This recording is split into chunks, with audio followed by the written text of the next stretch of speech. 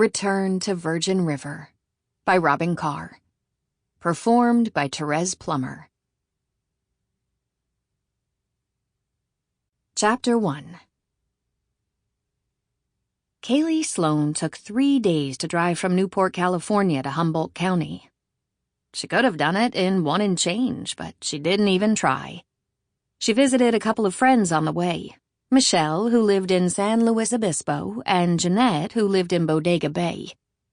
Yes, they were her beloved friends and had been since she was small, except they had really belonged to her late mother. Not only were they each a welcome respite in a long drive, she needed some of their nurturing. Kaylee was headed into the northern mountains for a 6-month escape to write. She had packed as much as possible and leased a house in Humboldt County from old friends of the family. The nearest town was an isolated little burg called Virgin River, a place she knew only vaguely. She'd been to this mountain house before, twice with her mother and twice on her own. It promised no distractions. She was a suspense novelist and was facing a hard deadline on a book. Her writing had been slow and difficult for the past year, during her mother's declining health and since her death. As she drove north from Bodega Bay, the landscape became more and more impressive. It was as she remembered, soothing.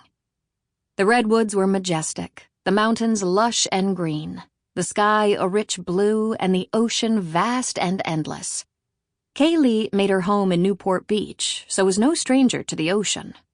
But these trees, they were huge and powerful.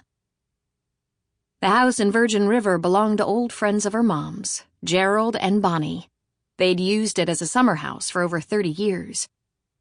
When she mentioned to Bonnie that she thought it would be a good idea to get away, to change the scenery and perhaps escape the constant reminders of her mother's death, Bonnie offered her the use of the house. "The family will stop going up there after July," Bonnie said. "I doubt anyone will be going in the fall.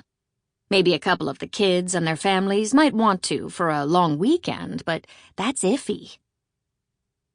Kaylee could handle that, no problem. She was fairly close to the Templeton kids. She'd known the 4 of them all her life. And she knew that their cabin was spacious and inviting, warm and comfortable. It was full of leather furniture, soft blankets, lots of decorative accent pillows, and deep and cushy area rugs surrounding a big stone fireplace. And the porch was perfect. The views it offered were extraordinary. Mountains and valleys and magnificent sunsets to the west. In fall, the changing colors would knock her socks off. She desperately needed to separate herself from Newport Beach, to isolate herself enough to force concentration on the book she was under contract to finish. Living in her mother's house was too overwhelming and seemed to invite her continued mourning. She felt she had to shake things up to get a fresh start. Kaylee was raised as an only child. Her parents separated when she was 5 and divorced when she was 6. Her father had very little contact with her after the first couple of years and seemed like more of an acquaintance than a parent. He had remarried and had a new group of children. He later divorced again, and yet again. She thought it was only a matter of time before wife number 4 appeared. On those few times Kaylee met her father's subsequent families, she was polite but disinterested. She never did understand how her father could leave her spectacular mother, Meredith, for those poor substitutes. She never became close to him or any of his wives or children. He hadn't really even been in touch, until recently. Her mother's illness seemed to have had a startling impact on him. It was as if he was suddenly interested in the family he left behind so long ago. With Meredith's death came even more intense interest from Howard Sloan.